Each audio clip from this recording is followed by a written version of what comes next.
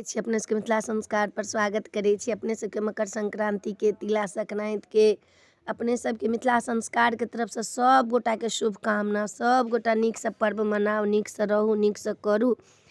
नहाय के बात दऽ रहल छी जे कते बजे से नहायब, की लऽ कऽ नहायब से बात कहि रहल छी। 3 बजे भोर से नहाय के टाइम भऽ गेल छै सोम के। 3 बजे से लऽ कऽ 8 बजे तक नीक दिन रहै छै। 8 बजे के बाद तब अपना मनमाना भऽ जाइ छै, अपन जखन नहाउ। पहिला लोक जल तोड़ै छै, कथी ला तऽ वरुण महाराज जे रहै छथिन से सबटा धर्म लऽ कऽ बैसल। तऽ जे पहिला गंगामे, जमुनामे, पोखरिमे, इनारमे, कलमे जे पहिला नहाय छै हुनके उ धर्म भेट जाइ छै। तऽ ताहि लऽ कऽ लोक सोचैत रहै जे पहिला जल हमही तोड़ी 3 बजे भोर से। ओहि दिनके 3 बजे भोरके लागू छै भऽ गेल मकर संक्रांति। तऽ तिल लऽ कऽ जायब, तिलांजलि हुनका जलमे देबनि, तिल देबनि जलमे आ तखन डूब लगा कऽ चलि आयब। श्री कृष्ण गोविंद हये मुरारे, हे नाथ नारायण वासुदेवा कहि कऽ डूब लगा लेब।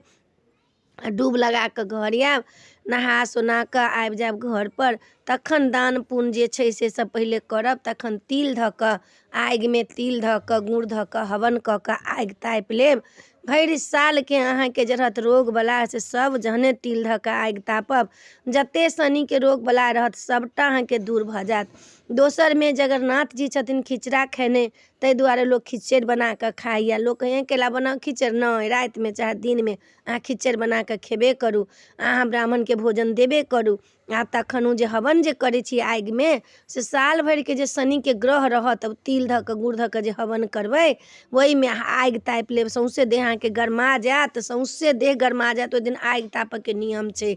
नहि किछु छै तऽ पनियोके जरा कऽ कनि लकड़ी तकड़ी धऽ कऽ आगि जरूर तापि लिअ। ओहिमे तिल गुड़ सब हवन कऽ लिअ, आगि जरूर तापि लिअ। सौँसे देहके कष्ट दूर भऽ जायत, सौँसे देहके कलेश दूर भऽ जायत। अपने सबके ई बात कहलहुँ हँ।